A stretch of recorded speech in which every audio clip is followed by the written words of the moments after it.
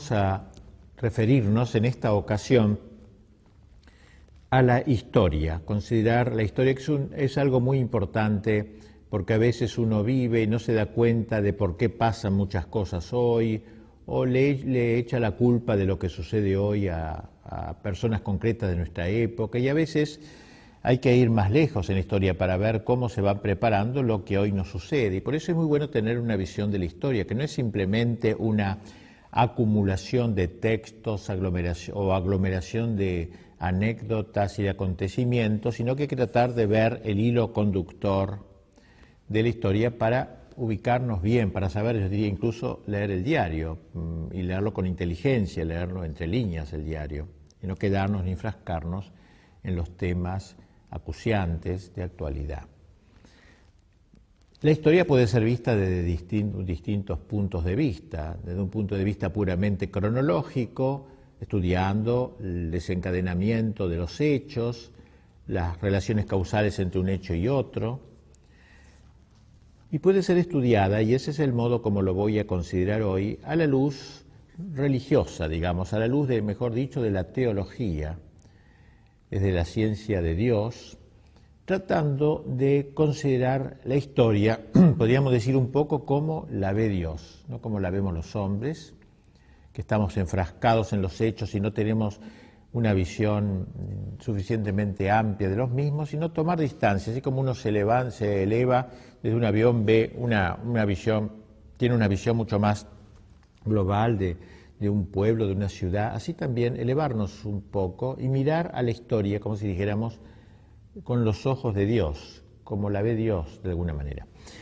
Y en la Iglesia ha habido varios pensadores que han tratado de entender así la historia. Y el primero de ellos quizás, si bien ya otros habían esbozado este tema previamente, fue uno de los más grandes teólogos de la Iglesia católica, sobre todo de la época llamada patrística. Patrística es aquella época de los padres de la Iglesia, por eso así ese nombre, patrística, que son los autores, se llaman así, los autores eclesiásticos de los 6 o 7 primeros siglos, que se han caracterizado por 3 notas principales. La primera es porque son antiguos, la segunda es porque se llaman padres de la Iglesia, porque son ortodoxos en doctrina, es decir, no tienen errores graves doctrinales, y finalmente porque son santos, o sea, santos, antiguos y ortodoxos. Esas 3 condiciones hacen de un autor un padre de la Iglesia. Por ejemplo, Santo Tomás es santo, es ortodoxo, pero no es antiguo, es del siglo XIII, o sea, tiene que ser más o menos de los 6 o 7 primeros siglos de la Iglesia. Bien, San Agustín es el autor que hoy vamos a elegir y que es considerado como el padre de la teología de la historia, el fundador casi. Como dije ya, algún otro puede haber dejado algunos atisbos de esta visión religiosa de la historia, pero él lo ha sistematizado por primera vez y de una manera grandiosa, que no ha hecho casi luego ningún autor, incluido Santo Tomás. Santo Tomás es muy grande como teólogo y todo, pero no tanto como teólogo de la historia. En esto emerge la figura de San Agustín.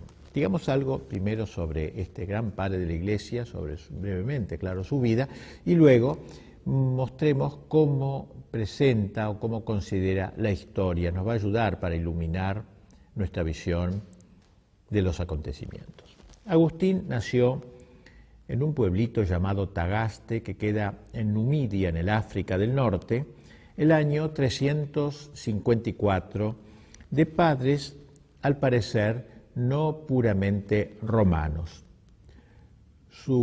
porque esa zona del norte de África era muy romana, estaba romanizada, eran provincias romanas del imperio. Su padre, Patricio, empleado municipal, se hizo catecúmeno, es decir, quiso recibir el bautismo en los últimos años de su vida, recibiéndolo poco antes de morir. Su madre, llamada Mónica, era en cambio fervorosa cristiana desde mucho tiempo atrás, era fervorosa cristiana y sin embargo tenía cierta ambición respecto de su hijo Agustín, que compartía con su marido la ambición de que su hijo, de que su hijo lograse un porvenir brillante, tuviese un porvenir brillante en la política, en la vida pública, y que por culpa de esta especie de ambición hubo un cierto descuido de parte de ellos, de ella también, en la educación de Agustín, que revelaba una inteligencia extraordinaria. De modo que el niño no fue bautizado. En esa época era muy común bautizarse de adulto, así que eso no era demasiado raro, pero no fue demasiado bien educado por su madre en este motivo, porque lo que soñaban para él era otra cosa, una carrera política. En cierta ocasión Agustín enfermó gravemente y pidió el bautismo. Y su madre quiso hacerlo, pero cuando vio que desaparecía el peligro de muerte, también retrocedió en la idea. Solamente llegó a inscribirlo entre los catecúmenos, es decir, los que se preparaban para el bautismo, pero luego que se curó el chico ya lo retiró, ¿no? Recibió las primeras letras, la primera enseñanza en este pueblo de su nacimiento, Tagaste, prosiguiendo sus estudios de retórica, como se llamaba, el arte de saber hablar, de saber expresarse, en Modaura, también en el norte de África, pues su padre quería destinarlo al foro, al derecho, ¿no? a las leyes. El joven sigue creciendo, una vida bastante mala, digamos, moralmente. Tuvo relaciones con una mujer que en Cartago, donde reinaba una gran corrupción, porque de ahí pasó a Cartago para hacer esos estudios de derecho que quería que su padre quisiera, y ahí había mucha corrupción, y de una relación pues ilícita tuvo un hijo en el año 372, a quien puso por nombre Adeodato, nombre raro, ¿no? Porque en latín es Adeodato, o sea, dado por Dios, Adeodato, todo junto, así lo llamó a su hijo. Por aquel entonces era un joven mundano así y miraba a su madre sobre los hombros, despreciaba un poco la religión de su madre, como si fuera una especie de ateo, eso que hay ahora a veces, ¿no? Que miran con desdén a los católicos como si fuera cosa de vieja, el catolicismo o algo por el estilo. La cosa que él despreciaba la religión de su madre porque, dice, le parecía en conjunto, como él mismo dice, cuentos de viejas, lo que ella le quería decir o enseñar. Habiendo leído en el año 373, de acuerdo al programa de estudios que incluía la retórica, habiendo leído el libro Hortensius, un libro de Cicerón, se despertó en su alma la idea de tener una concepción filosófica del mundo, es decir, no contentarse con los conocimientos vulgares de sus compañeros, sino entrar un poco en el campo filosófico. Cicerón fue como el que le inoculó ese anhelo de la filosofía. Poco después se inscribió entre los maniqueos. ¿Quiénes son estos? Son unos herejes de aquella época, maniqueos, que se llaman así porque fue fundado por un señor Mani, por eso maniqueos, en Persia, muy lejos, esta especie de religión, que era una religión que sostenía la existencia de dos principios, un principio del bien y un principio del mal, como de dos dioses, digamos, un Dios bueno y un Dios malo. El Dios bueno había creado todo lo espiritual, etc., y el Dios malo había creado lo material. Una concepción un poco simplista de las cosas, ¿no es cierto? Entonces, dos creadores, pero dos dioses al mismo nivel, no como decimos nosotros, Dios y Satanás, algo así, que es una criatura de Dios, defección, no, sino dos dioses eternos, digamos, que uno está en el origen de lo bueno y otro en el origen de lo malo, y lo malo era propiamente lo corporal. Entonces él se anotó, le interesó, como le interesaba la filosofía, creyó que por ahí vio una beta filosófica, se inscribió en la escuela de ellos. Este sistema aparecía a sus ojos de hombre que quería ser científico y serio, algo serio comparado al cristianismo enseñado por la Iglesia.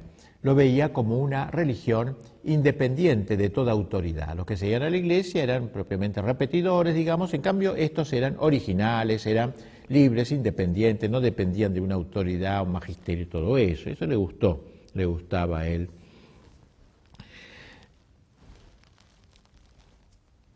Cuando terminados sus estudios, estos que estaba haciendo de Derecho, de Leyes, sentó a escuela de artes liberales en el pueblito donde no había nacido, que se llamaba, dijimos, Tagaste. Su madre estaba enojada con él, porque la madre, a pesar de estas deficiencias que tuvo inicialmente, era una mujer cristiana, católica, y quería ser buena católica, y estaba muy molesto por el tipo de vida que llevaba su hijo, mundana, lujuriosa y todo eso, y haber dejado la fe que de alguna manera que ella le había, o por lo menos la doctrina que ella le había enseñado. Y así entonces no quiso recibirlo en su casa, se negó a recibirlo de vuelta este joven ya un poco mayor, no quiso recibirlo.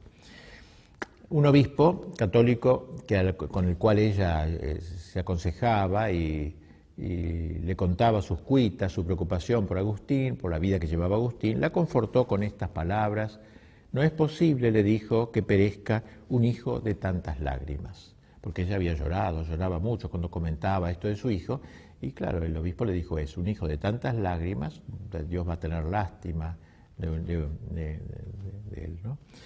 Bueno, a poco de esto, Agustín trasladó su cátedra a Cartago, que era una ciudad importantísima del norte de África, y hacia el fin de este periodo de su vida, las dudas crecieron, no solamente ya sobre el catolicismo, que lo había dejado un poco de lado, sino aún sobre la secta maniquea que él había abrazado. Crecieron las dudas sobre esta secta, iba aumentando, cada vez tenía más dudas sobre la doctrina de los maniqueos.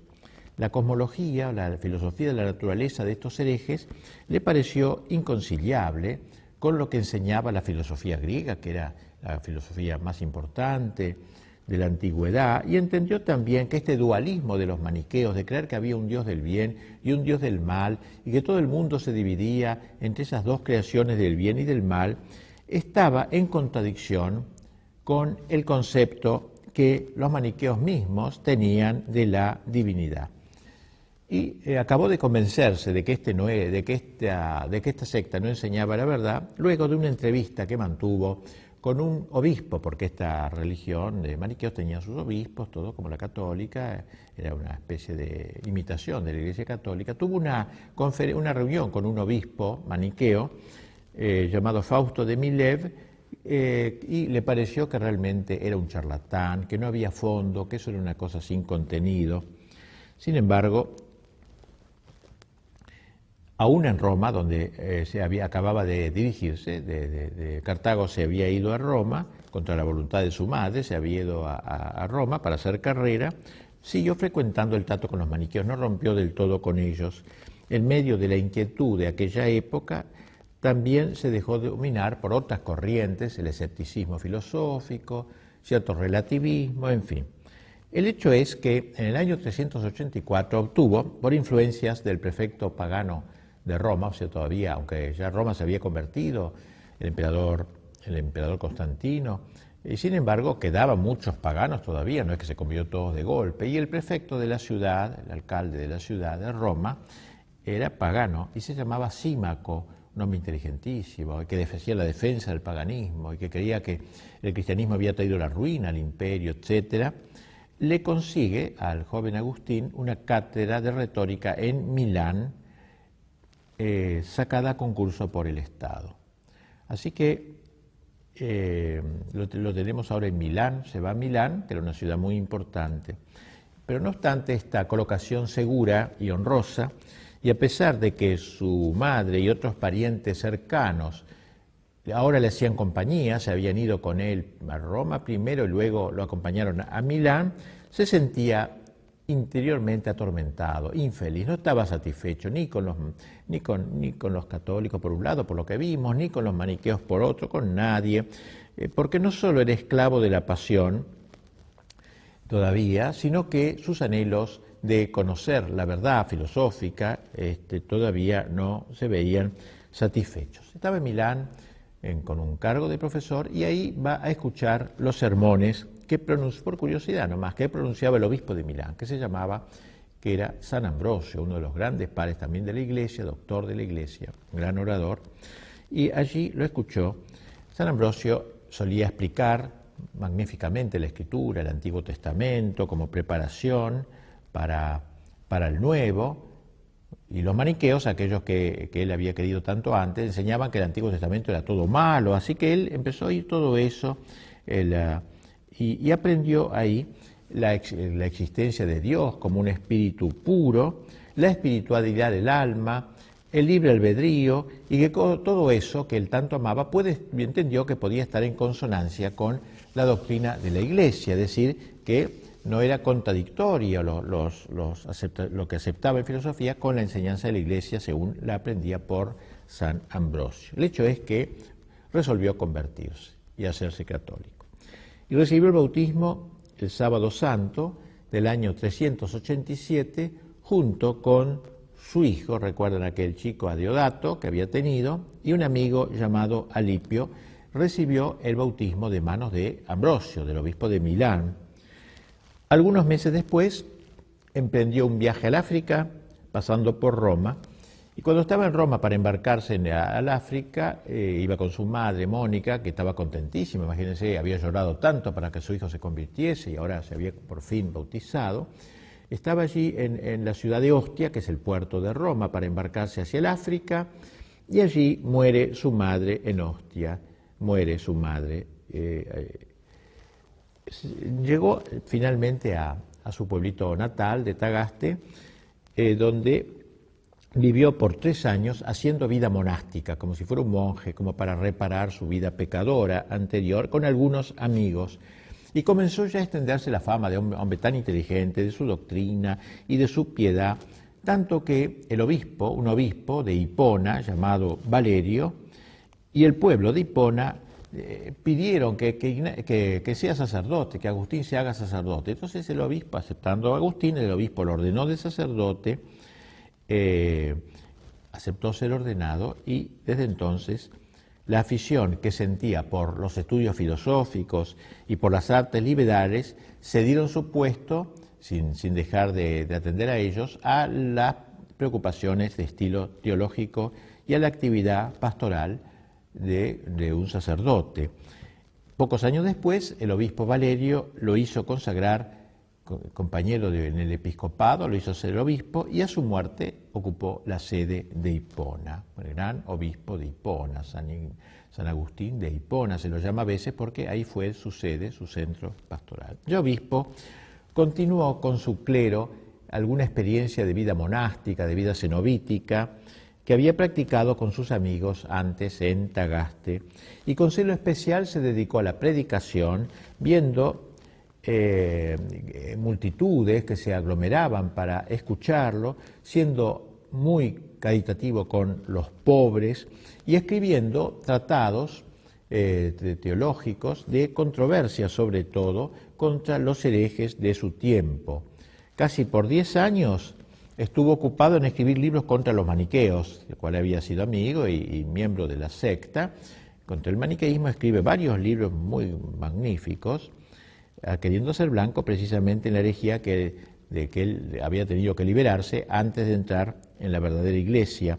Luego, un tiempo después, saca otro número de libros contra otra herejía llamada donatista, porque su fundador se llamaba Donato, que más bien que herejía era un cisma, una separación de la Iglesia católica. Luego de este combate surge un tercer combate contra la herejía pelagiana. Pelagio era un monje que sostenía que uno podía salvarse con sus propias fuerzas, algo por el estilo. Por lo menos sus discípulos decían eso. Entonces Agustín atacó duramente esta posición y exaltó la gracia justamente que necesitamos para salvarnos, no la mera músculos humanos alcanzan, y por eso es llamado luego el doctor de la gracia, porque escribió libros magníficos, las mejores cosas que hay casi sobre la gracia. Y él murió en el año 430, mientras los bárbaros vándalos, se llamaban vándalos, habían pasado por España, habían ido al África, vándalos del sur de España, se llama Andalucía por vándalos, Vandalucía, ese es el origen de Andalucía, y eran terribles, ¿no? Aún hoy se dice un vandalismo para decir un acto salvaje. Y bueno, estos vándalos rodeaban la ciudad de Hipona, donde él era obispo, y él allí murió. Pero antes de morir, nos dejó, gracias a Dios, esta obra de historia, que es la que brevemente ahora, a la que brevemente voy a aludir. La hora de San Agustín es el tiempo de la crisis del Imperio Romano, verdadera crisis, ¿no? Única, o mejor, no comparable con otra crisis, a no ser quizá, como dice algún autor, con la crisis de nuestro tiempo, que es tan grave, de la cual podríamos hablar otra vez, pero ahora podemos solamente hacer una alusión. En el año 410, una de las puertas de Roma, de las puertas de la ciudad imperial de Roma, era forzada por las hordas godas de Alarico, que acampaba junto a sus muros. Entraron los bárbaros, pusieron a saco a la ciudad y se retiraron después de 6 días de pillaje.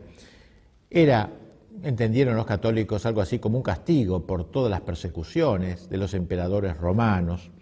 Sea lo que fuere, el hecho causó una enorme impresión, una honda impresión en todo el imperio, y la noticia, cargada con el detalle de los sangrientos sucesos, se propagó con rapidez. Cuando San Agustín desde Hipona se enteró, escribió en un sermón, dijo en un sermón: cosas horrendas nos han sido contadas, ruinas, incendios, rapiñas, hemos lamentado y llorado y todavía no podemos consolarnos de ellas.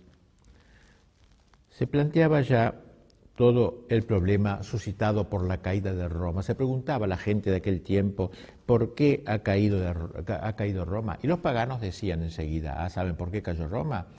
Por culpa de los cristianos. Es decir, porque Roma se hizo cristiana, ahora Dios la castiga con los bárbaros. Muy bien, San Agustín va a salir al frente de esta objeción en varios de sus sermones. Sin duda que una catástrofe de esas proporciones tenía que impresionar al santo, dada su fina sensibilidad y sobre todo su preocupación por todos aquellos problemas que tuvieran alguna relación con el imperio y el cristianismo. La caída de Roma fue una noticia bomba en aquel tiempo, nadie se hubiera imaginado tal cosa. Roma era la invicta, inmortal, eterna, Roma nunca caería, y sin embargo ahora veían esta caída, fue realmente algo tremendo.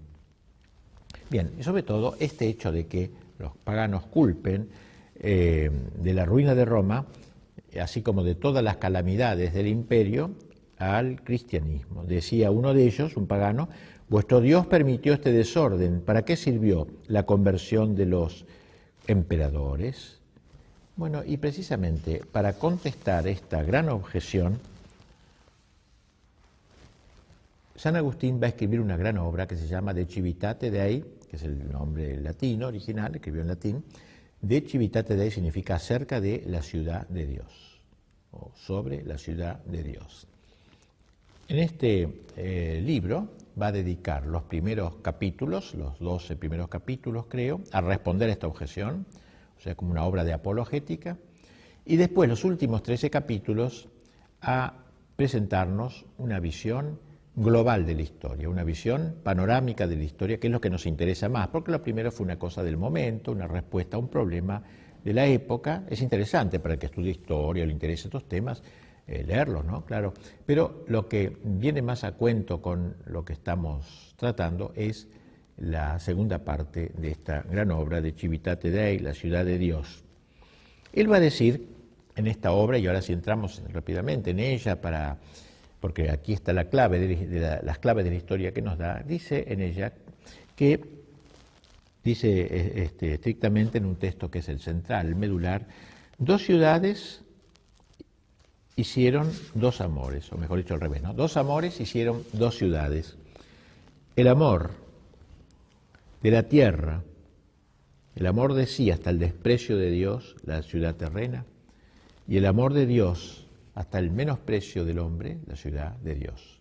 O sea, presenta dos amores que están en el origen de dos ciudades, teniendo por ciudad dos conglomerados de personas, dos maneras de pensar, dos cosmovisiones, dos maneras de ver la vida. Eso entiende, no ciudades en el sentido que decimos la ciudad de Barcelona o la ciudad de Buenos Aires, sino dos actitudes frente a la vida, establecidas por dos amores, dos ciudades hicieron, una dualidad, pues, de los hombres. Y manifiesta el libro la tendencia distinta de ambas ciudades, su opuesto enfoque de la vida, anclándose una en la exaltación del hombre, el yo del hombre, el hombre y el hombre exaltado, el hombre prometeico, el hombre fáustico, que se eleva. En cambio, la otra ciudad, en donde lo que se exalta, el primado es de Dios, Dios es el principal, y el hombre no es que no valga nada, pero está al servicio de Dios. Se le da menos valor, eso significa menosprecio, no significa lo que llamamos desprecio, sino menosprecio en latín significa dar menos valor al hombre que a Dios. Dios es lo supremo de la ciudad de Dios. Dos ciudades, la ciudad de Dios y la ciudad del mundo, se distinguen entre sí por la diferencia de sus amores. Cada una ama, cada uno es lo que ama, dice San Agustín, y cada ciudad estas es lo que ella ama. Y así se instaura una división, una gran división, que es la que explica la historia. Ahora bien, tenemos un pasito más. Se va a preguntar San Agustín, ¿y cuándo comenzaron las dos ciudades? ¿Cuál es el origen de las dos ciudades? Y es interesante, pero va a mostrar este origen no tanto cuando comienza la historia de los hombres, con Adán y Eva, etcétera, sino más atrás todavía, cuando Dios crea a los ángeles, porque Él va a entender que la ciudad de Dios va a abarcar a los ángeles y a los hombres, no solamente a lo que sucede aquí en la tierra, en la historia de la tierra, sino también la historia de los ángeles, podríamos decir. Y así entonces, el primer origen de las dos ciudades, dice él, lo hemos de poner, dice, en el encuentro y diferencia que tuvieron entre sí los ángeles. Como ustedes saben, Dios creó a todos los ángeles, los creó buenos a todos, pero le dio libertad, como se la daría luego a Adán y Eva, y un grupo de ángeles numeroso se negó y gritó: non serviam, no quiero servir, no serviré, y otro grupo de ángeles fue fieles a Dios, encabezados por San Miguel, que Miguel en hebreo Micael, significa quien como Dios. O sea, el grito de Miguel es justamente el primado de Dios, quien como Dios. Todos los ángeles estamos sujetos a Dios. En cambio, el grito del jefe de los ángeles perversos fue: no quiero servir, no serviré, non serviam. Entonces, estos dos gritos, quien como Dios y no serviré, muestran la división ya en el mundo angélico, previamente a la existencia de los hombres. Así que es interesante ver la historia, no a la luz solamente de lo que hacemos los hombres, ¿no?, sino una visión más grande, más amplia, ver entre los ángeles lo que pasó entre los ángeles. Y ahí se entabla esta división de los ángeles que hacen suya la obediencia a Dios, quien como Dios, y los ángeles que levantan la bandera de la desobediencia, non servi, no quiero servir. Los ángeles de la humildad, que se consideran criaturas de Dios y por tanto no pueden mirarse al mismo nivel que Dios, y los ángeles, en cambio, de la soberbia, como luego el Satanás se lo tentaría a nuestros padres, ¿no?, cuando le dice: comed del árbol que Dios os ha prohibido, porque seréis como dioses, por la soberbia, por el orgullo. Entonces, la soberbia es el gran pecado angélico, el pecado que separó a los ángeles malos de los buenos. Se conservaron unos en la fidelidad a su Creador y otros, como dice Agustín, volviendo las espaldas al sumo Dios, se miraron a sí mismos, es decir, empezaron a mirarse y verse tan hermosos, tan espléndidos, que se autoadoraron, se hicieron como ídolos, de sí mismos, en vez de ver como todo lo grande que tenían como una huella de Dios, como un vestigio de Dios, lo vieron como si fuera algo propio de ellos. Era soberbia eso, negar la creación, negar su carácter de criaturas de Dios, que todo lo bueno que tiene, la inteligencia, la voluntad, todo lo que tiene el Espíritu, es un regalo de Dios, no es fruto de su esfuerzo. Eso es lo que olvidaron. En realidad, San Agustín insiste mucho en esto, contra aquellos maniqueos que decían que había un principio del mal, que había creado a los ángeles malos, los había creado malos, así como un principio del bien que había creado a los ángeles buenos. San Agustín insiste en decir que todo lo que hizo Dios fue bueno, y todos los ángeles fueron creados buenos por Dios, de la misma naturaleza, y por eso no se le puede achacar a la naturaleza angélica la caída de los ángeles, no. Fue la voluntad de unos la que se torció y estableció esta separación que abrió un abismo entre ángeles fieles y ángeles enemigos, una falsa apreciación del bien. Y así entonces unos se miraron a sí mismos, como dice San Agustín, como si ellos fueran su mismo bien, la causa y el origen de su mismo bien. Esto fue todo, y como siempre en adelante, dos amores en primer plano, el amor de sí o el amor de Dios, lo vemos ahora claro, lo que había dicho, amor sui, amor dei, dice el amor de sí y el amor de Dios fundan dos ciudades, la fundan ya en los ángeles, separando los ángeles buenos de los malos, y luego la fundarán también en los hombres. Los hombres, es decir, también en los hombres se va a producir un fenómeno semejante, dando lugar a dos ciudades entre los hombres. Y por eso va a decir, y esto es muy interesante, pienso, que estas dos ciudades no la mira solamente con los ojos puestos en la tierra, sino la mira en relación con este conflicto inmenso, inicial, angélico, tan espiritual, tan puro, digamos, en el sentido de espiritual, lo mira en relación. De modo que, como él dice, las dos ciudades están formadas por ángeles y hombres. La ciudad de Dios está formada por los ángeles buenos y los hombres fieles a Dios, los hombres que después del pecado de nuestros padres se convierten, se arrepienten, etc. Y la ciudad del mundo formada por los ángeles perversos y los hombres perversos, todos anteponiendo el amor de sí al amor de Dios. El amor de cada uno es lo que ama, ¿no? Si uno ama, sí, y el desprecio, el menosprecio de Dios o la marginación de Dios. De modo, dice, que no sean cuatro las ciudades, sino dos ciudades, esto es, una buena, formada por ángeles buenos y hombres buenos, y otra formada por los ángeles y hombres malos. Bien, cuando nuestros primeros padres caen, sus descendientes se van a ir dividiendo. Unos van a ir integrando, después del pecado nuestro original, sus descendientes se van a ir integrando un grupo a la ciudad de Dios, los que acepten ser criaturas humildes, etc., y los otros van a integrar la otra ciudad o el otro bando respectivo. Y así, por ejemplo, en el otro bando va explicando toda la historia de San Agustín, por ejemplo, cómo Caín, miembro de la ciudad del mundo, de la ciudad soberbia, de la ciudad de Satán, mata a Abel, es asesino, porque el demonio de por sí es asesino. Y Abel prefiguró la ciudad de Dios, muere, digamos, fiel a Dios, ofreciendo sacrificio a Dios, como dice el Génesis.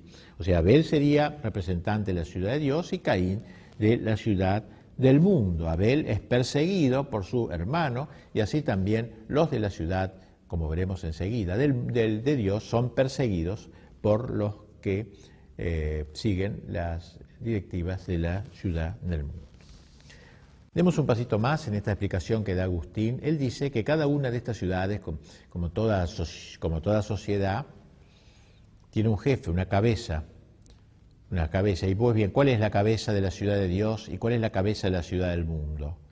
La cabeza de la ciudad de Dios es Cristo y la cabeza de la ciudad del mundo, dice, es Satanás. O sea que es una lucha no simplemente humana entre los hombres, la gente, ¿no?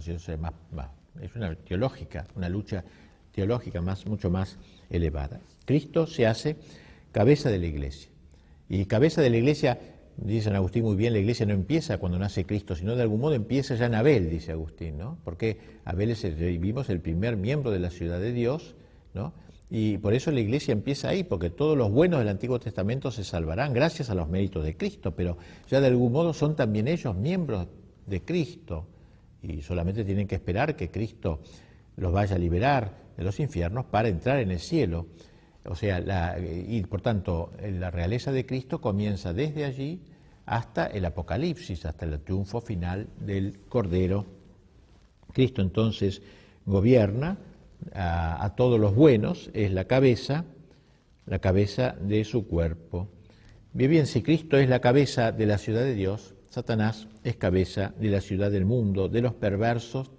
La cabeza de un cuerpo influye en el cuerpo, como todos sabemos, interiormente, gobernando y dirigiendo sus miembros. El cerebro se dice que tiene como el mandato, el motor de nuestras piernas, pies y manos, etc., ¿no? La cabeza dirige.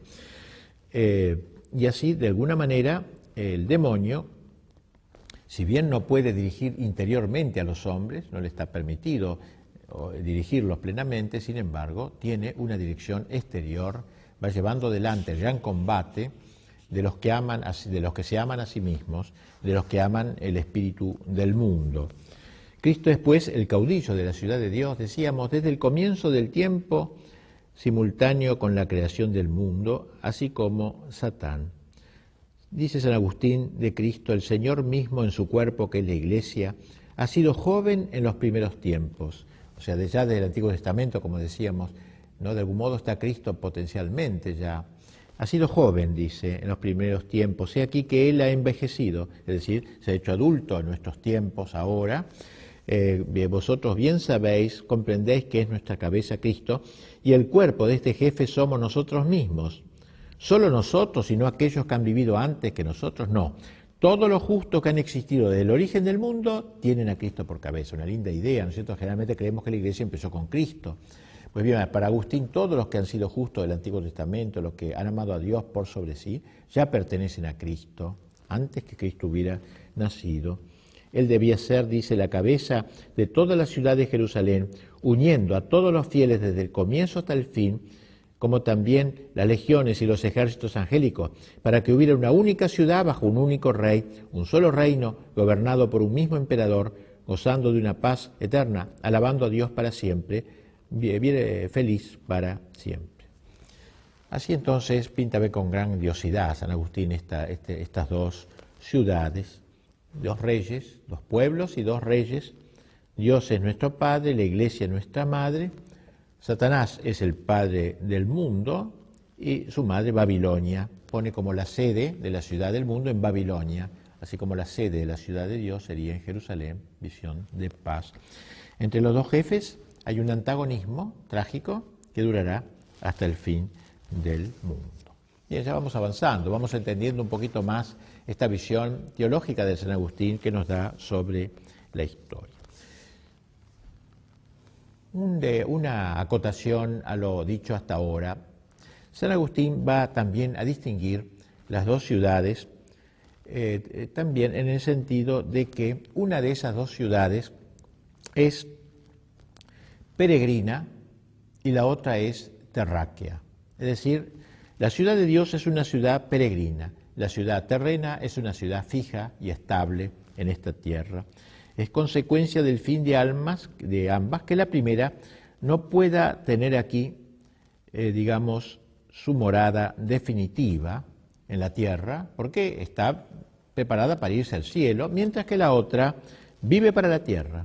Es decir, que la ciudad de Dios, volcada hacia lo eterno, considera el presente tiempo, el tiempo de la historia, lo considera como algo de paso que no le puede ofrecer el descanso que anhela, el descanso final, al par que la terrena, que está orientada solo a lo temporal, que no mira más que las cosas de la tierra, las cosas del mundo, en ello buscará y situará su morada. Y así entonces, cuando Agustín habla de la ciudad de Dios, siempre indica su estar de paso, como luego de Santa Teresa, muchos siglos después, dirá que nosotros no estamos aquí en una morada, sino en un albergue, en un hotel de paso. Pues esta idea es muy bien de San Agustín, es propia de San Agustín. Dice, el estar de paso, que permite que llamemos peregrina a la iglesia. Peregrina significa alguien que va caminando en dirección a un fin, peregrino a Santiago de Compostela, peregrinos al cielo. La ciudad de Dios es peregrina al cielo. La ciudad, en cambio, de la tierra está afincada en la tierra, vive de la tierra, vive para la tierra. Y así dice él, dice Agustín, primero nació el ciudadano de este siglo, Caín, dice, y después de él el que peregrina en la tierra. Por la gracia peregrino en el mundo y por la gracia ciudadano del cielo. Porque Abel era pastor, era nómade, Caín, en cambio, se había afincado en la ciudad, en lo fijo, en la tierra. Entonces distingue simbólicamente en la figura de Caín y de Abel la figura de las dos ciudades. Peregrino en la tierra y ciudadano del cielo, dice que es Abel. Todo en su vida no será sino caminar hacia el cielo. La vida de Abel y la vida de todos los miembros de la ciudad de Dios es eso, que peregrina como pasajeros, dice él. Son pasajeros, están de viaje, están de paso. La misma ciudad de Dios, toda ella es peregrina, y encuentra que mientras la Escritura afirma que Caín fundó una ciudad, La ciudad es algo que obviamente echa raíces en la tierra, digamos, queda fija en la tierra. No lo dice de Abel precisamente por esa idea. Dice, porque la ciudad de los santos es soberana y celestial, aunque produzca en la tierra ciudadanos en los cuales es peregrina hasta que llegue el tiempo de su reino. Por tanto, Caín es posesión, Caín es la ciudad del mundo, es fijación, nada de miras ulteriores, nada de pensar en otro mundo, nada de valores eternos, nada de valores supremos. El bien de los hombres que están en la ciudad de Dios es esta tierra y nada más que esta tierra. Piensen ustedes cómo luego esta idea quedaría. Ya Marx hablaría del paraíso en la tierra, precisamente. O sea, esta idea de San Agustín, de esta existencia de una ciudad del mundo, es absolutamente vigente, como diremos dentro de poco. De ahí toda la secuela, digamos, que se sigue a lo terreno. O sea, la ciudad de Dios, del mundo que está anclada en esta tierra, tiene toda la secuela de lo terreno. Por ejemplo, las pasiones que se desorbitan, los instintos desbocados, que buscan la saciedad, el hedonismo, darse todos los placeres, porque vive para la tierra, no piensa en otra cosa, no piensa en el cielo, para nada. El interés de dominio también, la pasión del poder, considerado como uno de los bienes más excelentes. Esto trae las riñas, las divisiones y las guerras. Dice Agustín, la ciudad terrena, que no será eterna, pues una vez condenada al último suplicio ya no será ciudad, tiene aquí abajo su bien y se goza en su posesión con ese gozo que pueden brindar tales cosas. Y porque ese bien no es tal que excluya de sus amadores las angustias, por eso esta ciudad con frecuencia se divide contra sí misma, pleiteando, batallando, luchando y buscando victorias mortíferas o al menos mortales. Como se ve, lo esencial de la ciudad del mundo es su afincamiento en la historia con la que tiende a identificarse, a hacerse una cosa con el tiempo.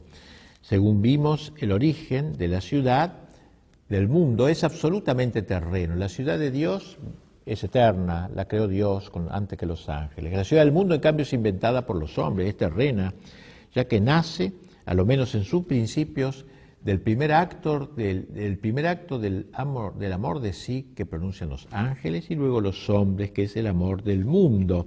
De ahí que su fin sea también todo el terreno, porque el amor de sí, en cierta manera, es el fin del hombre, amarse a sí mismo, y por eso se identifica con el mundo, como el amante tiende a hacerse una cosa con el amado, así el hombre de la ciudad del mundo está enamorado de esta tierra, vive para la tierra, no piensa más que de la tierra, es absolutamente secular y no terreno, y no divino. En cambio, la ciudad de Dios, decíamos, es peregrina. Lo es ante todo porque tiene puestos sus ojos en la finalidad supratemporal de su propio movimiento. Y la razón de este movimiento hacia el cielo, hacia la gloria final, hace que estos peregrinos vivan de la gracia de Dios, porque en virtud de la gracia, ya cuando vivimos la gracia, que es la vida divina de nosotros, de alguna manera ya somos participantes del cielo, ya somos participantes de la eternidad. Todavía estamos en la tierra, pero estamos con los ojos fijos allí en el cielo, donde están los bienes supremos. Ya es ciudadano de aquella ciudad, aunque actualmente esté arrojado a un mundo que no es el suyo, que es un mundo de paso nomás. El mundo de este hombre se presenta lleno de cosas, entre las cuales vive, por cierto, pero aunque en cierto sentido puede llamar suyo a esas cosas, no le pertenecen con propiedad absoluta. Está aquí, pero no es de aquí. Recuerden aquella frase de Cristo, sois del mundo, estáis en el mundo, pero no sois del mundo. El hombre de la ciudad de Dios es así, vive en el mundo, pero no es del mundo, no tiene el espíritu del mundo, a diferencia del hombre de la otra ciudad que está, digamos, ha echado raíces en esta tierra. De modo que el hombre de la ciudad de Dios es un expatriado, aunque debe convivir con los ciudadanos de la ciudad del mundo. Estos no son peregrinos, no son expatriados, son verdaderos ciudadanos de la tierra, han echado raíces, son ciudadanos definitivos de este mundo. Bien, otro dato que da San Agustín que me parece sumamente importante para entender lo que acontece, es que estas dos ciudades, que como ya hemos dicho, no son dos entidades urbanas, digamos, como diríamos hoy, dos ciudades, sino una mentalidad dos mentalidades contrapuestas, digo que estas dos ciudades están entre sí mezcladas. No están unas aquí, digamos, qué sé yo, en Norteamérica y otras en Rusia. No, no es así. Están mezcladas. Hay gente de la ciudad del mundo que vive en conjunto con gente de la ciudad de Dios, mezcladas. Aún dentro de la iglesia hay gente de la ciudad del mundo que vive dentro de la iglesia. Esto es un dato muy importante. Están mezclados en esta tierra. Acuérdense de aquella parábola del trigo y la cizaña, cuando dice, le insinúa el propietario, vamos a arrancar la cizaña, no, dejarlas hasta el fin, luego al fin será la separación. Así es ahora. Está mezclado el trigo y la cizaña, están mezclados los hombres de la ciudad de Dios y los hombres de la ciudad del mundo. Sería más fácil, más lindo estar todos juntos, la ciudad de Dios en un lado y la ciudad del mundo en otro, pero no es así, estamos todos mezclados, de modo que estas ciudades están así, entremezcladas, dice San Agustín.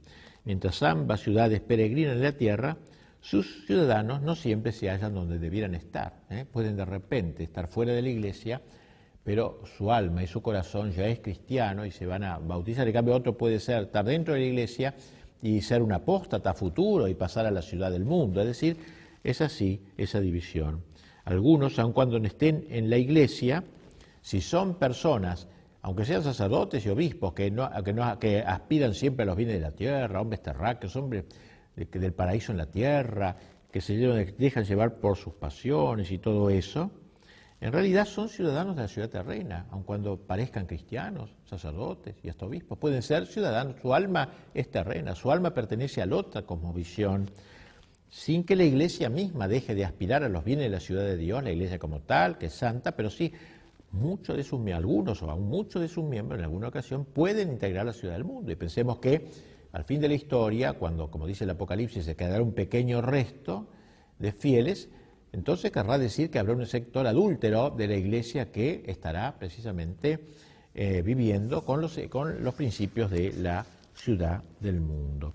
Pues bien, y vamos terminando lo que dice San Agustín, hay un verdadero antagonismo entre las dos ciudades, hay un enfrentamiento entre las dos ciudades.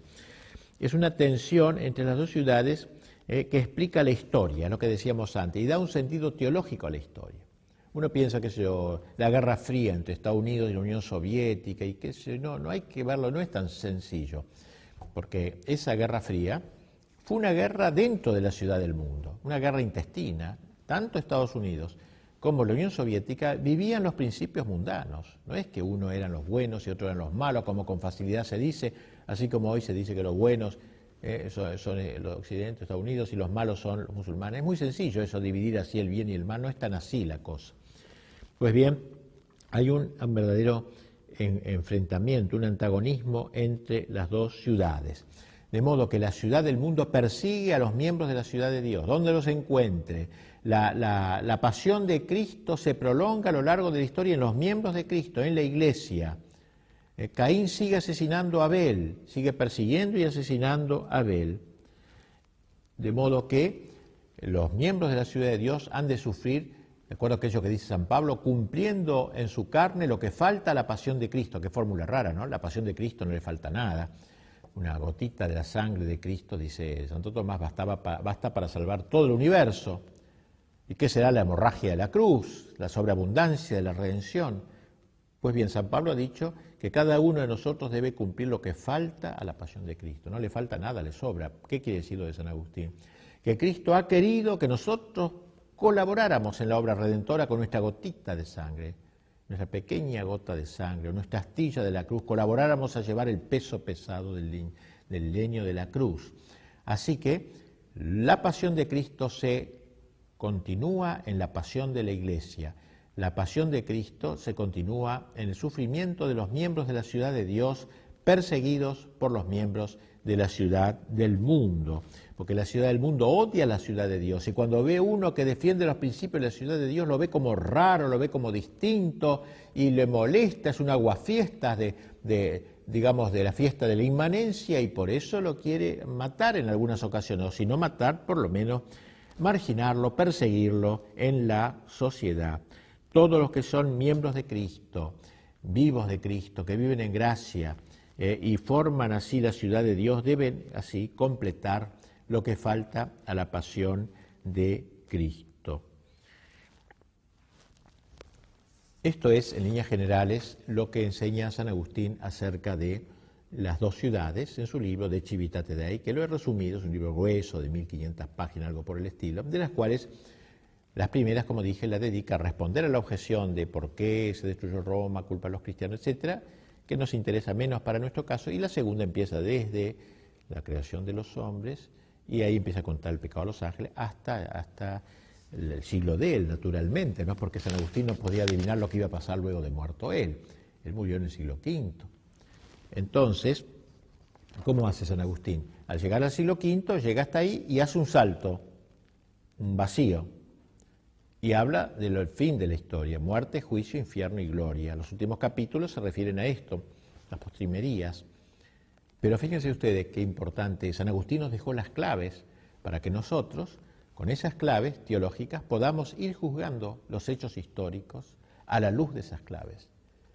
Y así, entonces, nosotros nos toca completar. Podríamos decir que la ciudad de Dios, la obra de Civitate Dei, esta obra de San Agustín, es como una sinfonía inconclusa, no está terminada, ha quedado para que nosotros la vayamos llenando a lo largo de la historia.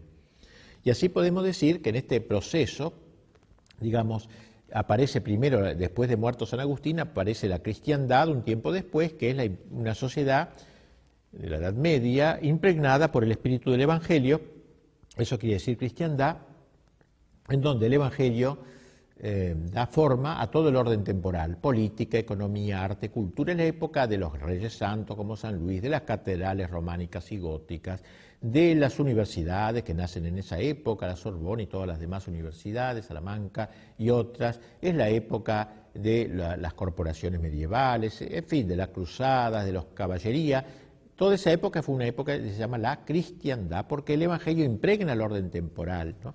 Pero luego de terminada la cristiandad, aparece un ciclo de revolución de la ciudad del mundo. Se va a levantar contra la cristiandad en varios momentos determinados de la historia.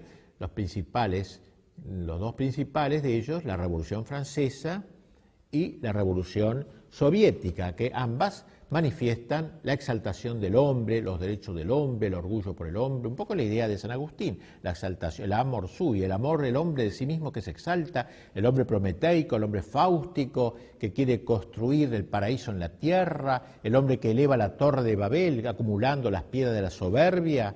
Pues bien, ese hombre es el hombre de la Revolución Francesa y también de la Revolución Soviética, que aunque parezcan contrarias, de algún modo están íntimamente ligadas. Por eso decíamos que lo que la gente cree a veces tontamente, la Guerra Fría, fueron los buenos contra los malos. No es así. Ambos pertenecían a la ciudad del mundo, porque ambos seguían la mentalidad hedonista, el paraíso en la tierra, etc. O sea, entonces podemos seguir entendiendo la historia como a la luz de esta enseñanza agustiniana. Nos permite tener ojos espirituales, o no sé cómo llamar, ojos teológicos, los ojos de Dios, de alguna manera, para entender la historia como la ve Dios. Fíjese qué importante creo que es para nosotros eso, porque así entendemos lo que va pasando hoy. Como le dije al principio, no es lo que pasa hoy la culpa de tal presidente, este o el anterior, o el que fuera. No es la culpa de un señor que lo encontramos por la calle, sino que es algo que viene de muy lejos, todo un gran proceso que va del Génesis al Apocalipsis. Es un enfrentamiento entre dos concepciones del hombre, de la vida, dos concepciones de Dios, digamos así, la ciudad de Dios y la ciudad del mundo, que se enfrentan, que se entremezclan. Todos esos problemas es lo que explica lo que está pasando. Por eso es tan importante entrar en la historia con estos ojos nuevos, no con los ojos del historiador habitual que se queda en los hechos, se sumerge en los hechos y se ahoga en los hechos pequeños a veces y banales, sino esta visión global, ¿no? Y piensen ustedes que después de la Revolución Francesa, la Revolución Soviética, estamos en este globalismo, en este nuevo orden mundial que en cierta manera levanta las banderas de la inmanencia y del espíritu, digamos, de la ciudad del mundo plenamente. Yo he leído no hace mucho esta obra de Fukuyama, que fue un asesor de Bush padre, y que escribió un libro sobre el nuevo orden mundial, el fin de los tiempos, de la historia, como él dice, y pinta el fin de la historia como una victoria del hombre, digamos así. Nada que ver con esta visión, con la ciudad de Dios, al revés. Al revés, dice que el último enemigo, en última instancia, va a ser el defensor de la trascendencia, el defensor, el hombre distinto, el que no va a ser como todos van a vivir para la tierra. Todos van a vivir para la ciudad del mundo. Y quedará un grupito, digamos, de locos que defiendan otros valores, el valor de la trascendencia. Van a ser raros, van a ser distintos quizás, pero será el pequeño resto de que habla el Apocalipsis que resistirá hasta la victoria final de Cristo, que cierre el ciclo histórico. Por eso pienso que a nosotros lo que nos toca es, como católicos, ser militantes de la ciudad de Dios. No podemos quedarnos mirando, no podemos ser neutros, tampoco decir yo neutral. No cabe la neutralidad en este campo, o se es de una ciudad o se es de otra. Nosotros somos católicos, por tanto, debemos ser de la ciudad de Dios, no católicos de nombre nomás o de apariencia, ¿no? Porque como dijimos está mezclada, entre los católicos puede haber gente que viva como la ciudad del mundo, que piense como la ciudad del mundo. Católicos pues en serio, católicos que exaltan el primado de Dios y que sabe que todo lo humano está sometido a Dios, no solo las personas y los corazones, sino también el orden temporal entero debe estar sometido a Cristo, al Rey de la ciudad. Por eso lo que se habla de la realeza social de Jesucristo. Cristo no solamente quiere reinar en los corazones individuales, sino que también quiere reinar en el orden social. Como dijimos, no otra cosa es la cristiandad, es decir, que el Evangelio llega a impregnar, a empapar el orden temporal. Por tanto, nosotros debemos apuntar a la victoria. Piensen ustedes que ustedes dirán, bueno, pero ¿cómo apuntar a la victoria con todos los medios en contra, con tantas cosas que piensan según el espíritu del mundo y según la ciudad del mundo, la ciudad de Satanás? Pero, sin embargo, nosotros tenemos que seguir soñando, ¿no? Por lo menos como un ideal de ir otra vez a la reconquista de todo lo perdido, del tiempo perdido, de las instituciones perdidas, de la política, de la cultura, del arte, de la economía, la captura de todo eso.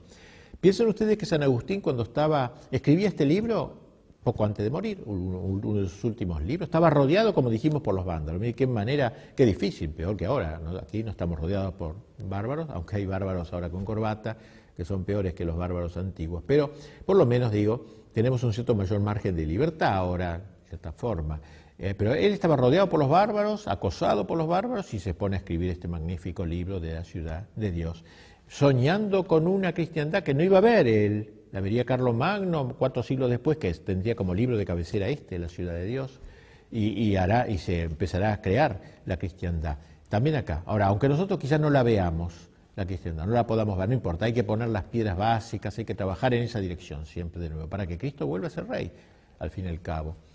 Lo que se nos va a juzgar el día del juicio no será por nuestras victorias, sino por nuestras cicatrices, es decir, por lo que hayamos luchado y lo que hayamos, digamos, sufrido por el reino de Dios y por la ciudad de Dios.